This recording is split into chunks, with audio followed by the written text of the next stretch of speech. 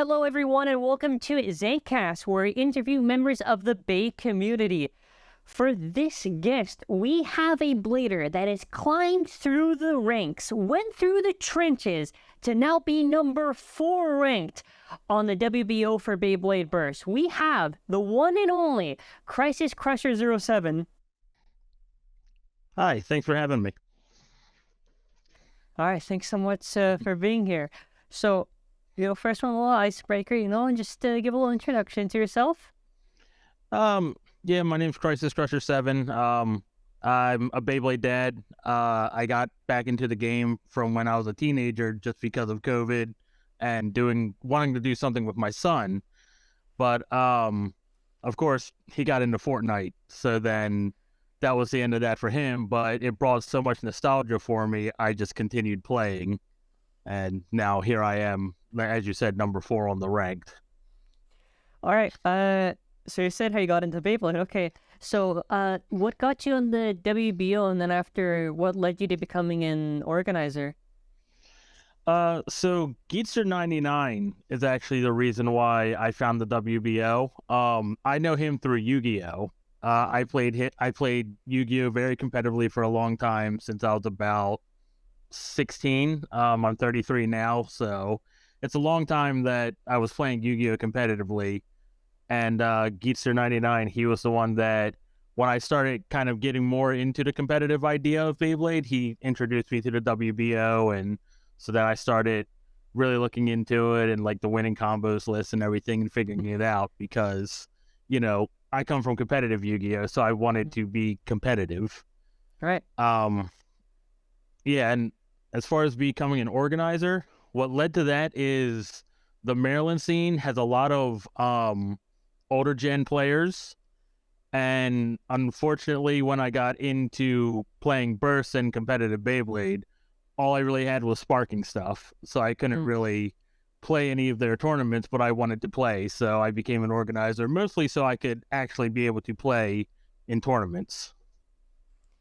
So you're ranked number 4. You have climbed quite a bit. I know, obviously, like, part of the answer would be because there's a lot of events to compete in, but what are some kind of tips that you could give to some new players that might be listening for how they can do well in events, because you've been just climbing through it one by one?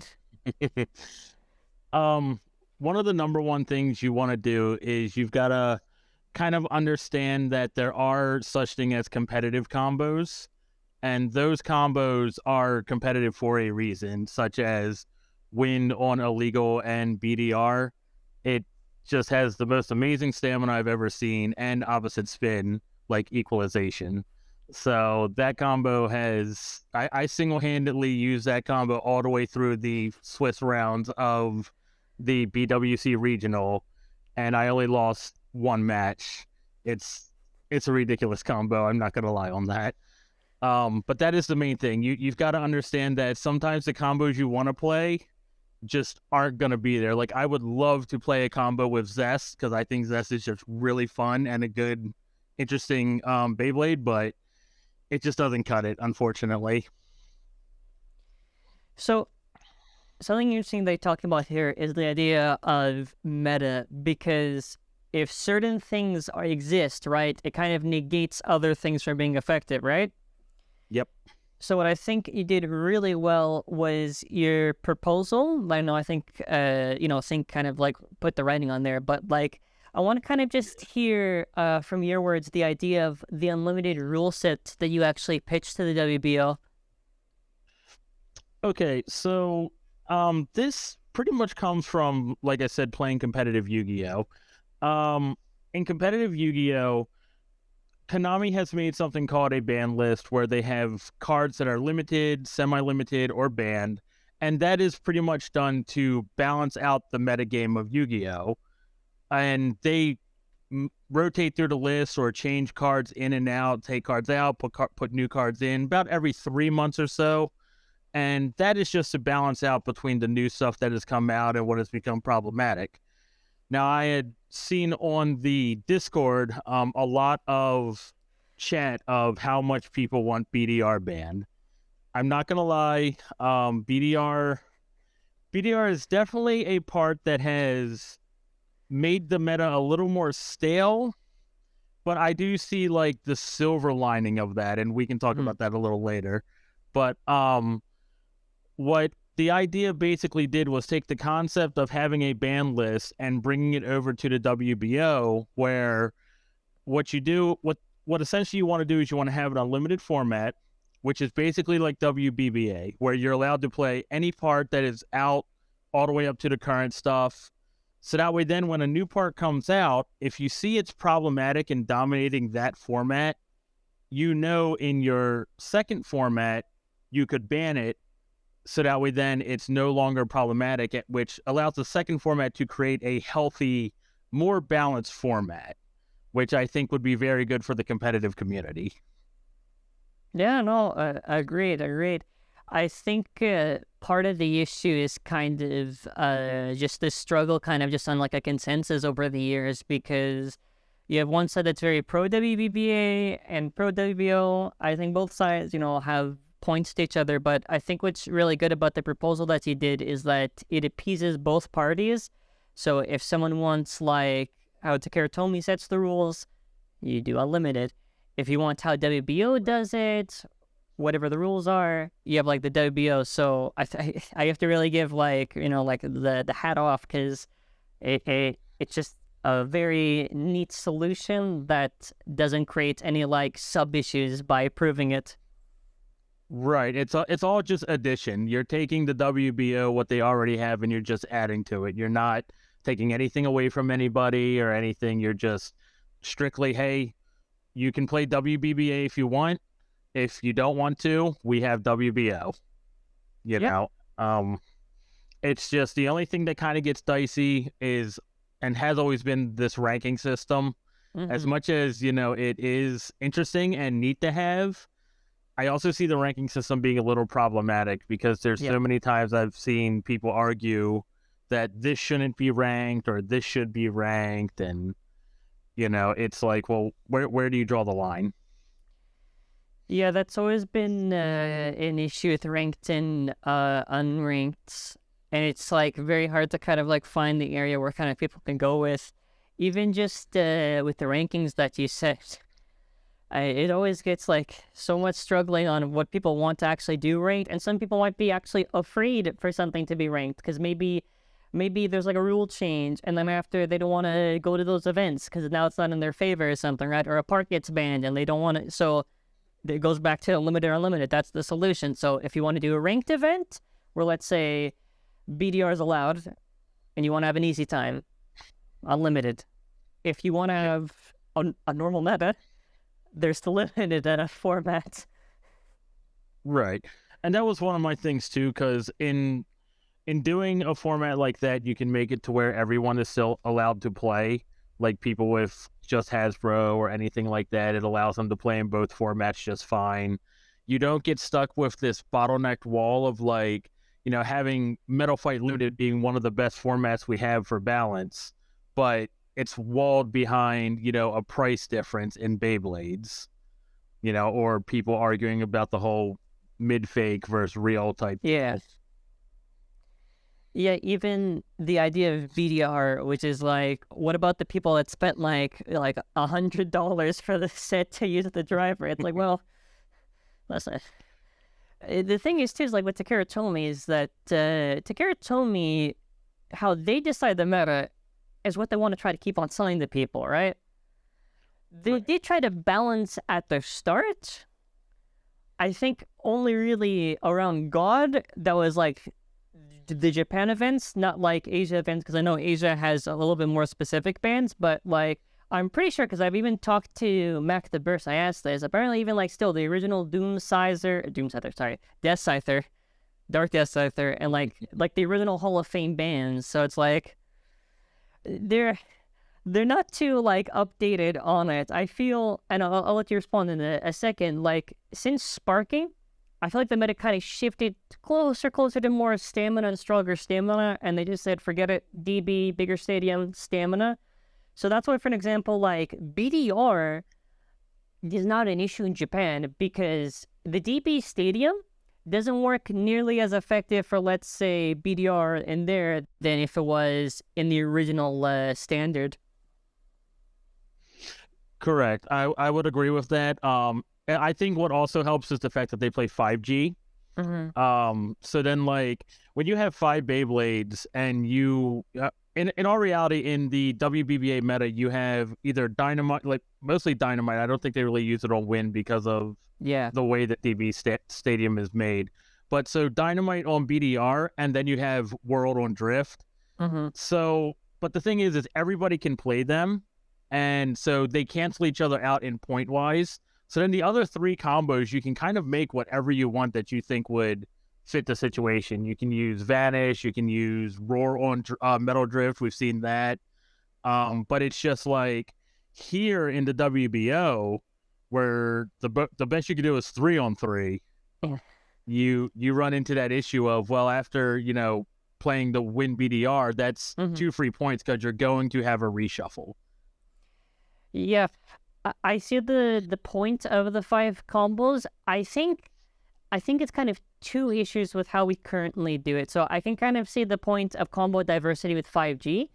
I also just think once you get to a certain part creep, it does become a little difficult for kind of certain choices.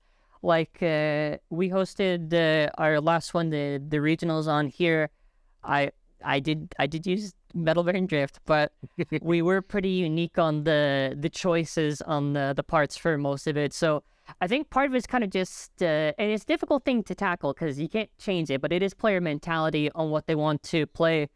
But again, going back to the idea of limited, what's good about that is if, let's say, BDR is gone, well, suddenly Bearing's not as tough because there's Moment Dash, there's Bearing Mobius, and there's like different type triangles for what actually beats that.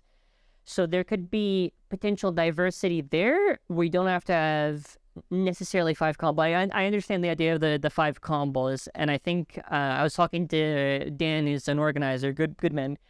We're gonna try to experiment with 5G here, like for standard, because we haven't done too many of the experimental stuff. Just trying other than just like standard.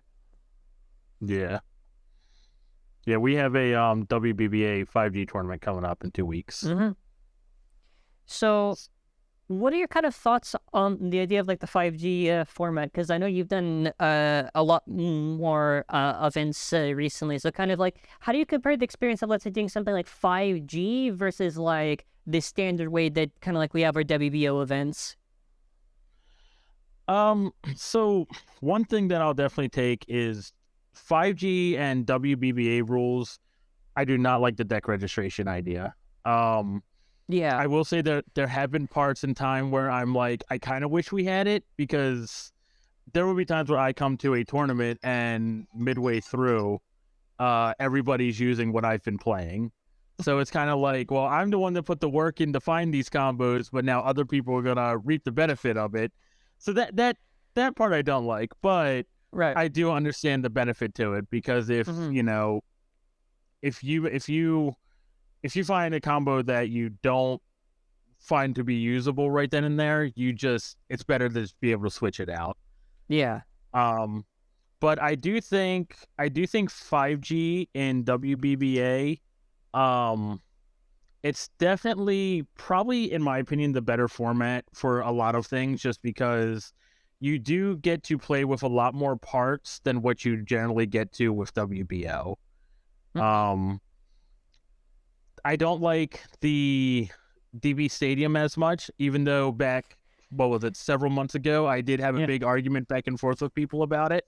But my argument was mostly just for people to be able to use it, just because the B33s were really expensive at that point in time. Yeah, no. I do like that the WBO has a better meta in this terms of we can use attack where WBBA cannot. Attack has definitely seen a big rise in play since since Bearing Drift has come out. So that's kind of the give part to Bearing Drift coming out. Attack has seen a lot more play than it did beforehand.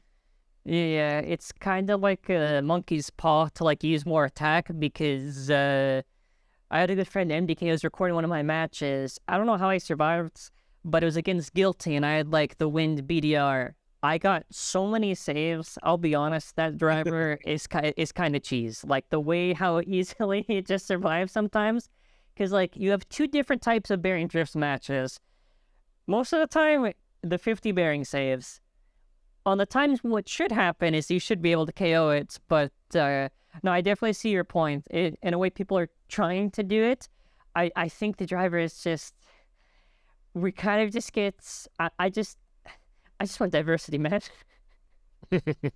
Yeah, I can agree on diversity being fine. It's really hard because currently we have diversity in like Beyblade types, but no diversity in Beyblade parts.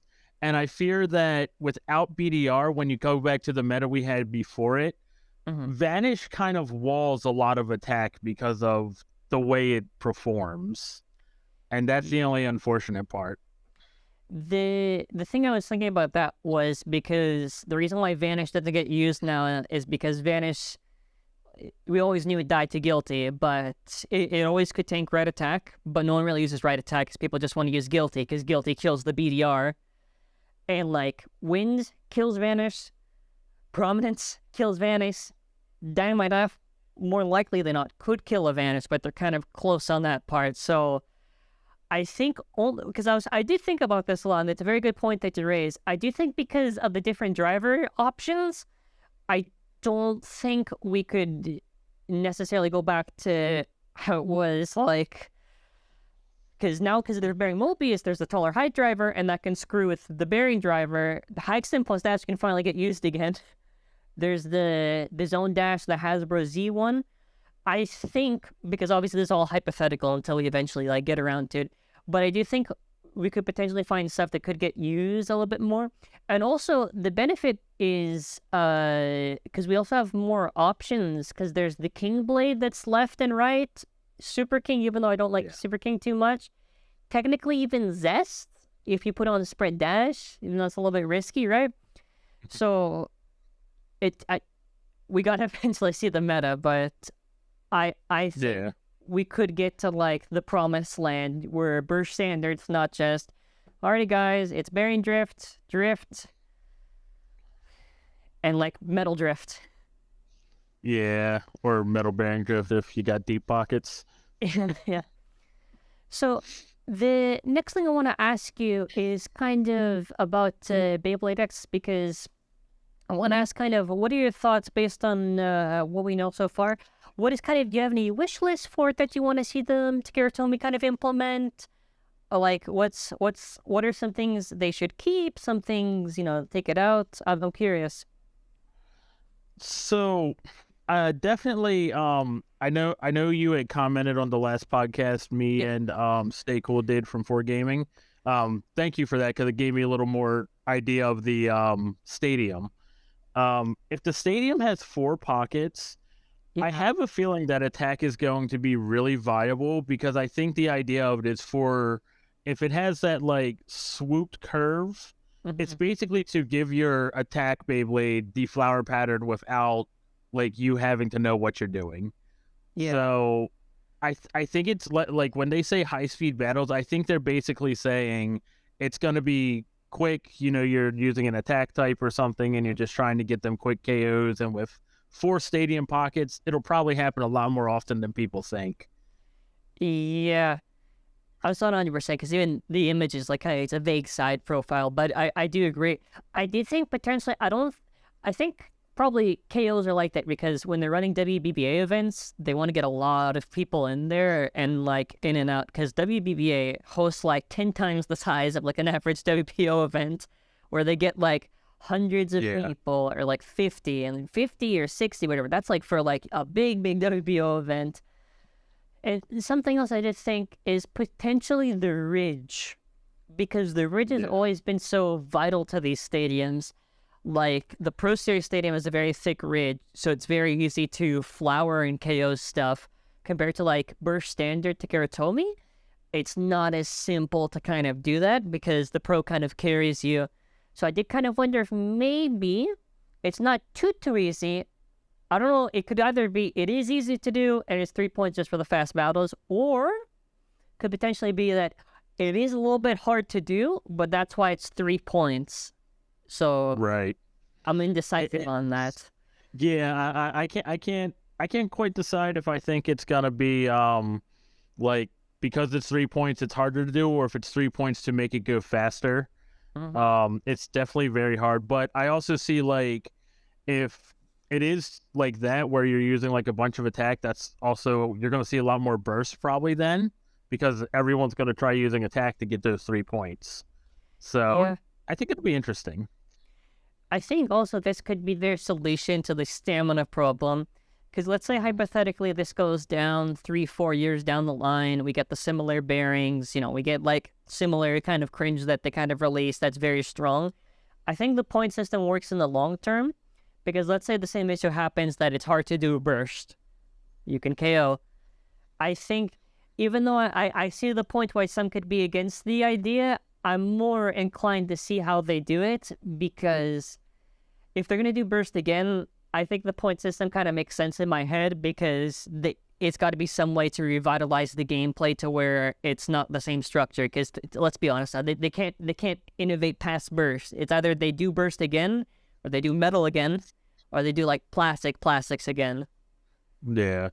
One of the things that I've been hoping is I kind of want to see HMS style everything is dual rotation, because that would be the only way like having like fast-paced quick bursts or quick KOs makes sense to me, because otherwise you can't really defend too well against the same spin attackers, and then stamina would probably just never be used at that point. Yeah, no, I think, a lot of people make up this good point. I actually prefer if we tried to get a lot more dual spin, because I feel like if plastics can do it, and I do know that plastics can get away with a little bit more aggressive shapes because they'll do like the curves on the wings and all that, I still think you can do that with bursts, because we don't know how they're supposed to burst, at least yet. So at least just more options, or they gotta balance it out, because if they do what they do with burst, I don't think burst in the long term kind of thought about like the type archetypes in like the opposite spin stuff, because eventually the meta just became, what was it during Sparking? It was like World, Mirage, Raid. Tempest. Yeah, Tempest, right?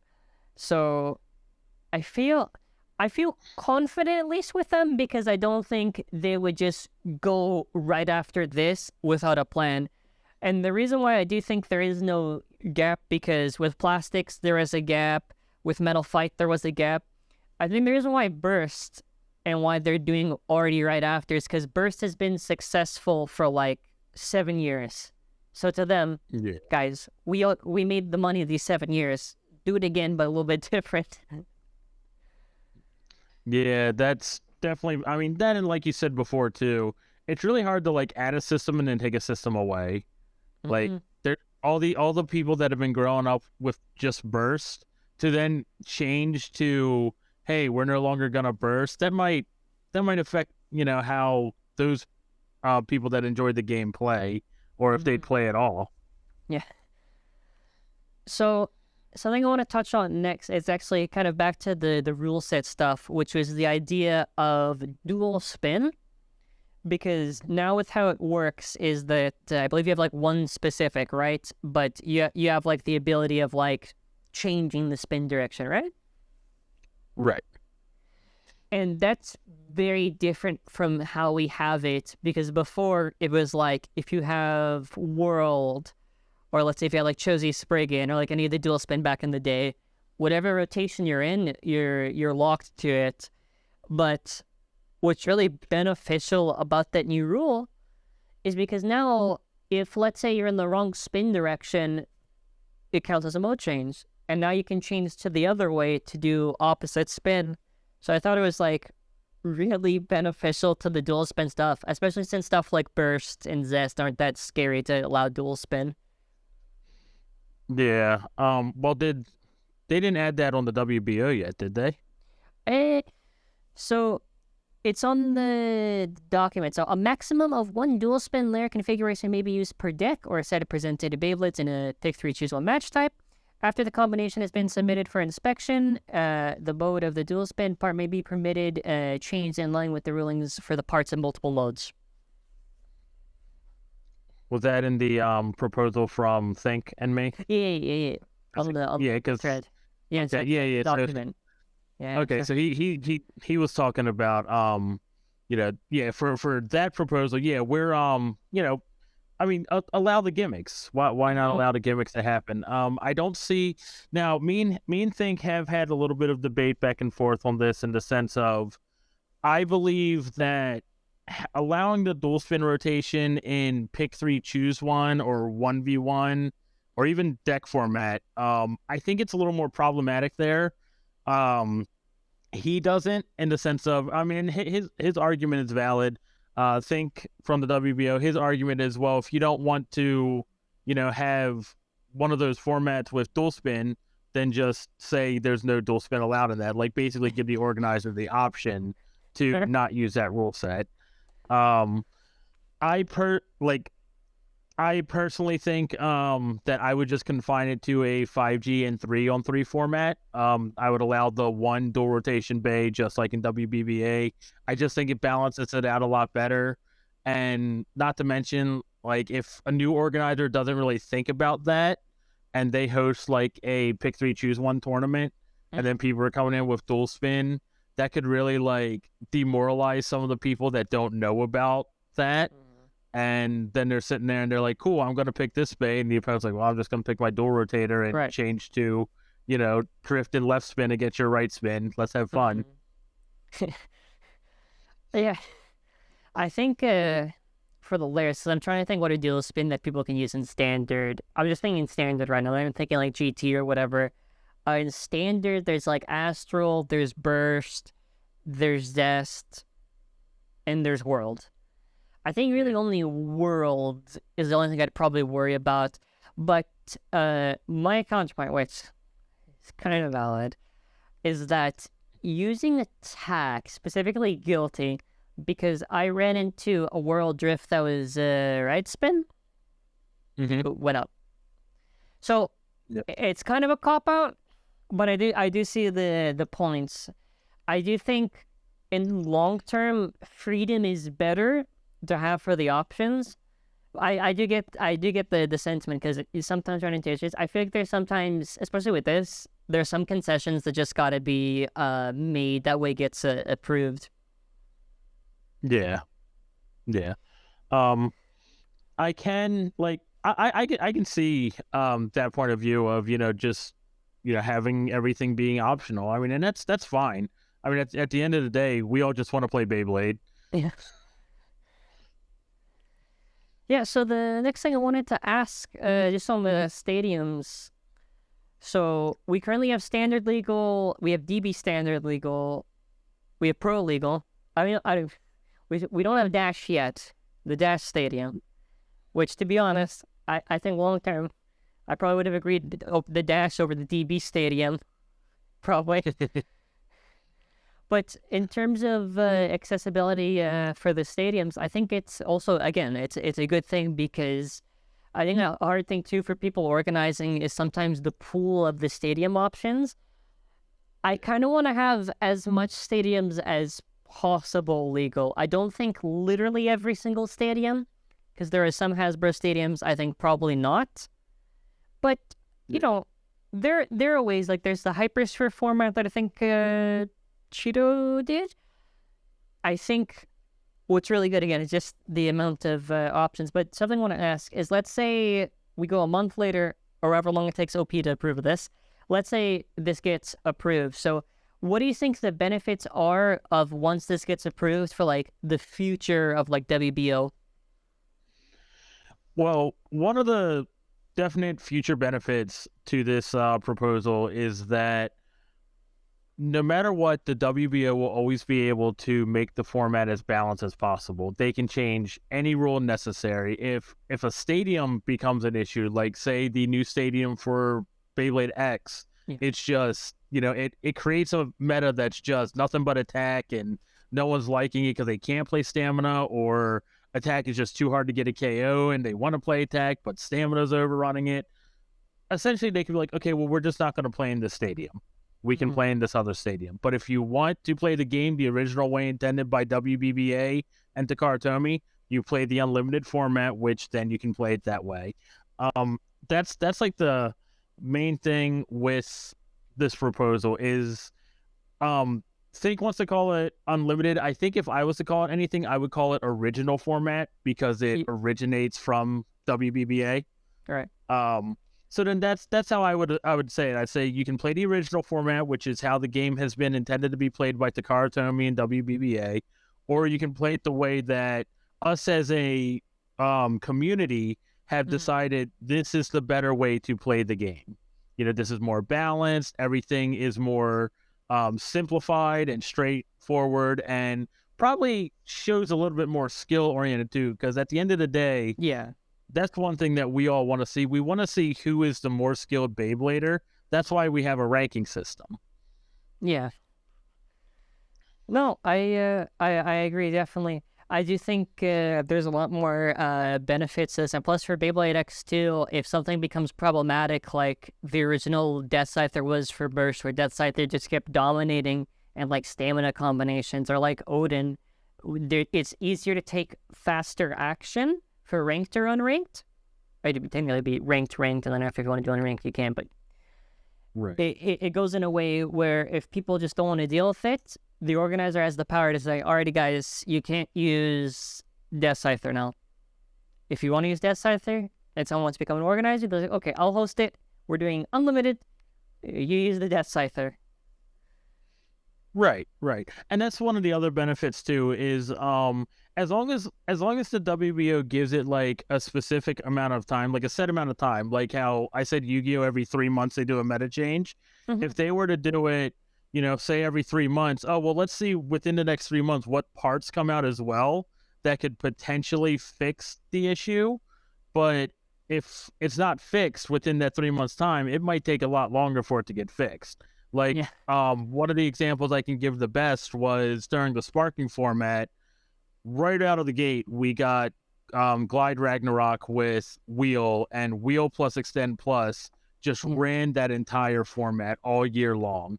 And the only counter we really got to it was when Drift came out. Like, it was, honestly, the sparking meta was really bad. Tempest just ran that format for way too long. But with this proposal, if that were to happen, right out of the gate after the first 3 months, they could be like, well, we're going to ban high extend plus. We're going to ban extend plus. So that way then, now you have to use something else. And the meta probably could have shifted into a lot better format than just, when you were building a combo, well, putting it on Wheel Extend Plus makes it better than not putting it on Wheel Extend Plus. Yeah. And I think that's part of the issue with the sparking, because sparking suffers from basically not really any attack. Like, the attack options we had were kind of weak. Like, we had, I'm trying to even think, Brave on 2A was kind of, but it was more like stamina, really. Brave 2S was kind of attack, but it was always kind of inconsistent. And when you have like some of the, like on the hypothetical that we kind of did more bans, I feel like if we got rid of like Drift, we could have probably kept Mobius. I feel like it probably could have developed a little bit more healthier, because the meta always shifts to whatever starts winning a lot. Even if we want to change it, it's like, in one way, it's like, hey, I want people just to play something different. But also, it's like, if the meta has it there, like, is it their fault for playing something in order just to win? Like, that's my thing with Bearing Drift. It's like, okay, as much as I don't want to play it, I do need to play it if I want to get to finals. Right. Yeah, so I think that's kind of it. So if you have any, like, final thoughts or anything else, otherwise, if you want to, like, plug anything at the end of the day, the floor is yours. Well, one thing I want to quickly talk about is the ranking system itself. I want to know your opinion. Do you think the WBO would benefit more if they got rid of the ranking system and just tried having, how Kansei is doing the whole BWC and regional events?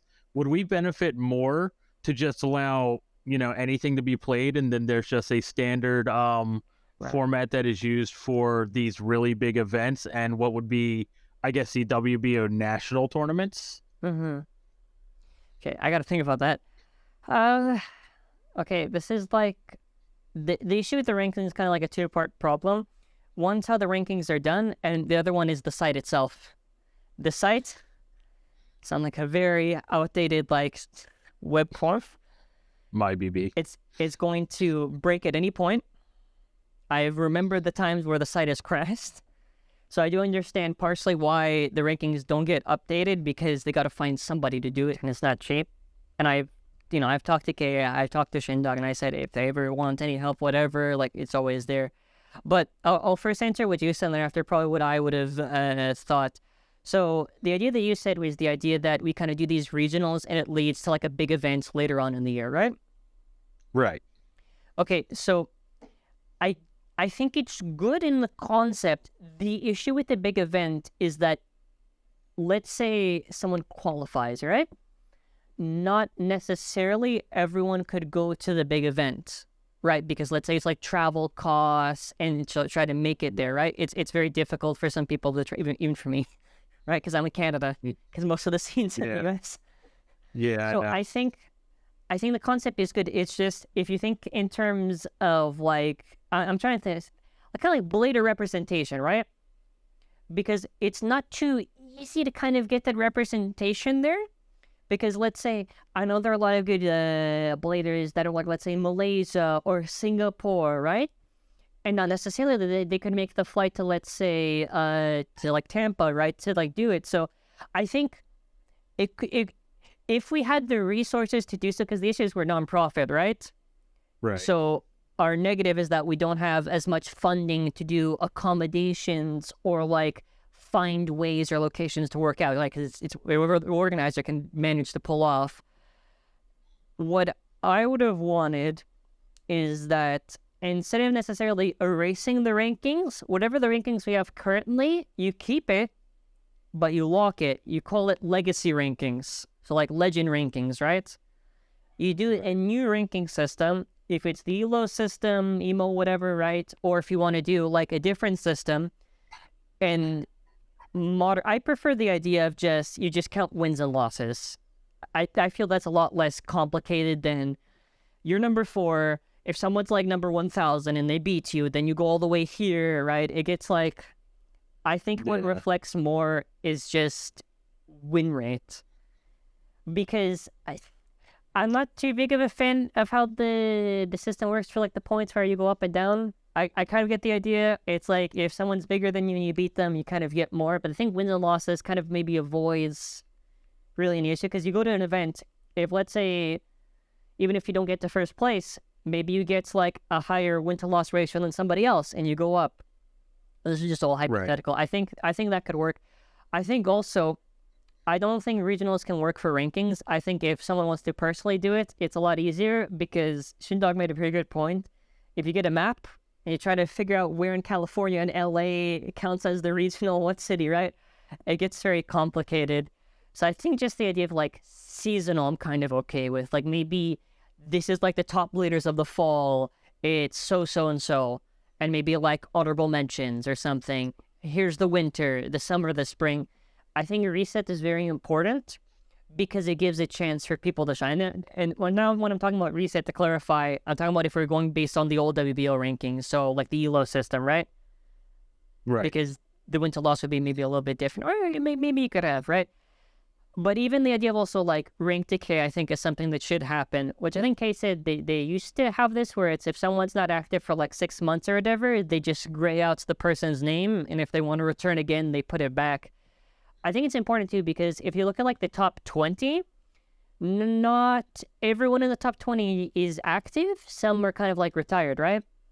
So yeah. I think some players should be even higher than they actually are on there. So I think the important thing with rankings is kind of like what you say, like accurately reflecting the skill, which I guess would be in this case just be really just the wins, and representing that properly, and also giving a fair chance. Because when you do a reset, it gives more people a chance to shine, because a good point is like, okay, well, if someone keeps stacking on wins, I'm never going to be able to catch up.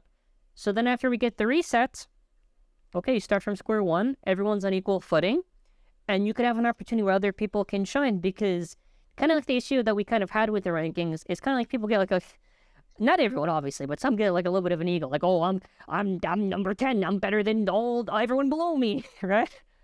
So like, I think reset gives it fair, and also doesn't like make any complications. But I also do think it's not easy for OP to make the choice, because it's very conflicting for how to do it. So I think you have a good idea. I think I could probably have a good idea. I think probably his proposals turn on the rankings sometime eventually, but it obviously it goes to like this side again. I think ultimately, because the WBO is so small compared to so many of these other games like Yu-Gi-Oh and such, Yeah, I do actually believe that the best thing is a seasonal ranking, like and like once a year the rankings reset, but obviously you add like a Hall of Fame type deal, so that way then it solidifies, for 2023 these were the top 15, 20 players, whatever you want. And I think that's the proper way to do it right now while we're small. If Beyblade ever like hugely blows up, that's where I could see it becoming more like the Yu-Gi-Oh with the regionals and nationals and such. Yeah. No, I agree, and I think a Hall of Fame also is a good thing, because if it resets, no one feels like, oh, well, all the work I did is left out. So they can say, oh, well, here's like WBO's 2024, 2023 Hall of Fame, October, November, December. Then after, like, like it goes on. Yeah, just hopefully they can find a system that kind of rewards players a little better, because there are players like Sector for example. Yeah, he's over in Washington, and they don't have like a scene where many of the players have like a lot of BR, but he is a really good player. He came to a Maryland event and just demolished most of us, and it was like, this guy's ranking does not reflect his skill level at all, and it's very unfortunate. So big shout out to Sector, because he's a really good player. Yeah, and that's like part of the thing too, with like giving players a chance to shine, because not everyone who could be potentially really good can necessarily get reflected on the rankings. Like, essentially, if you're a new player, and let's say you start in like Maryland, where like there's a lot of top ranking players, the only way to really get there is if you somehow manage to beat all the top players consistently. But it's like, well, that's a very complicated thing to just set out and do. Yeah, it definitely is, and some people couldn't afford to do it either. Yeah. And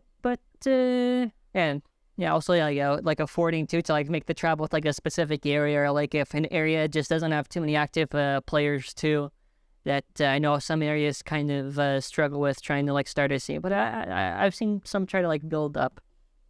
Yeah, I mean, Beyblade is definitely slowly getting bigger. Like every year it's getting bigger, so yeah, that's good to see.